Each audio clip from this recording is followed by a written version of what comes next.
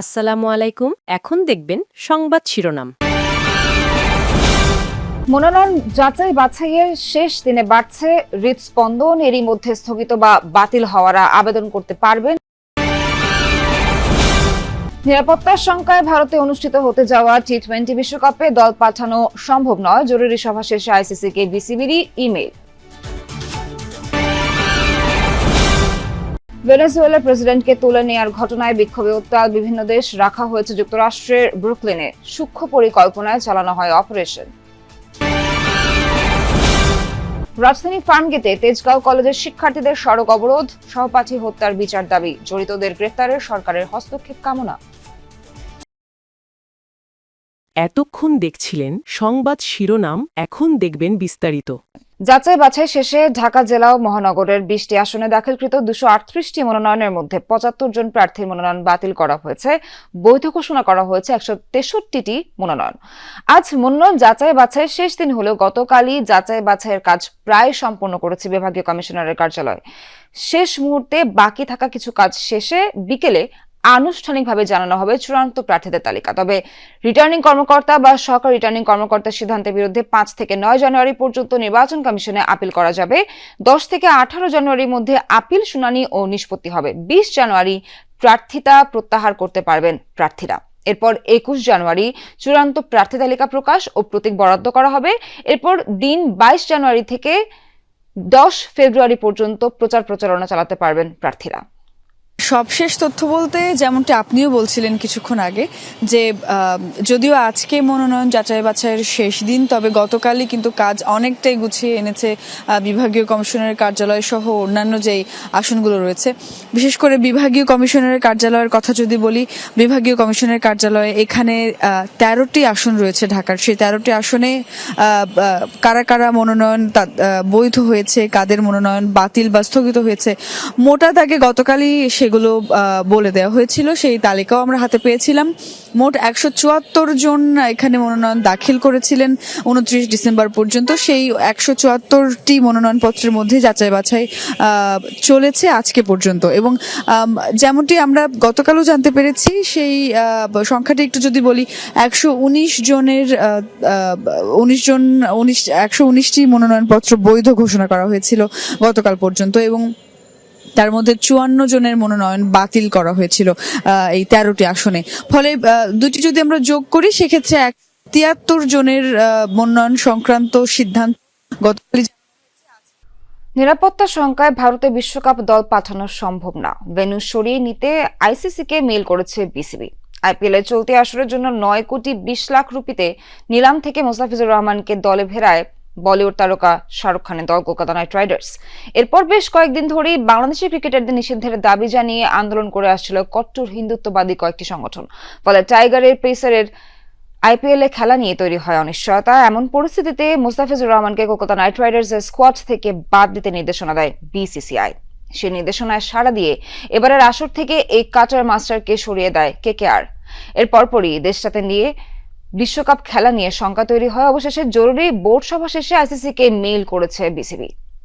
কিছুক্ষণ আগেই বিসিবির সঙ্গে আইসিসির যোগাযোগ হয়েছে। যতটুকু আমি শেষ খবর জানি, কিছুক্ষণ আগে আইসিসির সাথে তারা যোগাযোগ করেছে এবং সেখানে ভারতে বাংলাদেশের যে যাত্রা বিশ্বকাপ ইস্যুতে, সেই যাত্রা নিয়ে তারা উদ্বিগ্ন প্রকাশ করেছে।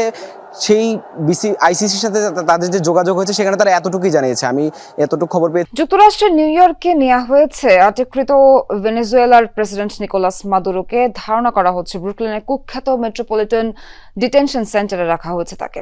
বিভিন্ন গণমাধ্যম মাদুরোর হাত করা পড়া একটি ভিডিও ফুটেজও প্রকাশ করেছে। ভেনেজুয়েলা থেকে আটকের পর শনিবার যুক্তরাষ্ট্রে নেওয়া হয় মাদুরোকে। স্থানীয় সময় সন্ধ্যায় নিউ ইয়র্ক সিটি থেকে প্রায় 60 মাইল দূরে স্টুয়ার্ট এয়ার ন্যাশনাল গার্ড বিমান ঘাঁটিতে অবতরণ করে তাকে বহনকারী বিমানটি। সেখান থেকে হেলিকপ্টারে ম্যানহাটনে গিয়ে নিয়ে যাওয়া হয় মাদুরোকে। নামানো হয় ওয়েস্ট সাইড হেলিপোর্টে। এরপর একটি ভ্যানে মার্কিন মাদক নিয়ন্ত্রণ সংস্থার অফিসে নেওয়া হয় ভেনেজুয়েলার প্রেসিডেন্টকে। মার্কিন কর্মকর্তার বরাতে জানা গেছে, মামলার আনুষ্ঠানিকতার পর ডিটেনশন সেন্টারে নেওয়া হয় মাদুরোকে। তার সাথেই রয়েছেন স্ত্রী সিলিয়া ফ্লোরেস।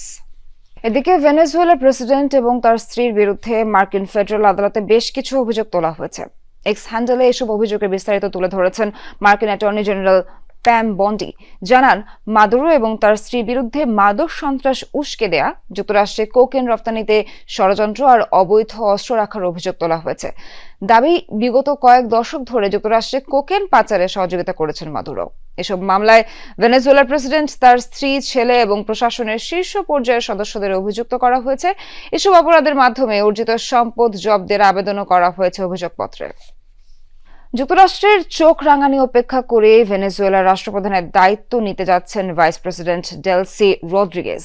এরই মধ্যে তাকে ভারপ্রাপ্ত প্রেসিডেন্টের দায়িত্ব গ্রহণের নির্দেশ দিয়েছেন দেশটির সর্বোচ্চ আদালত। স্থানীয় সময় শনিবার রাতে এই আদেশ দেন বিচারপতি তানিয়া ডি অ্যামেলি।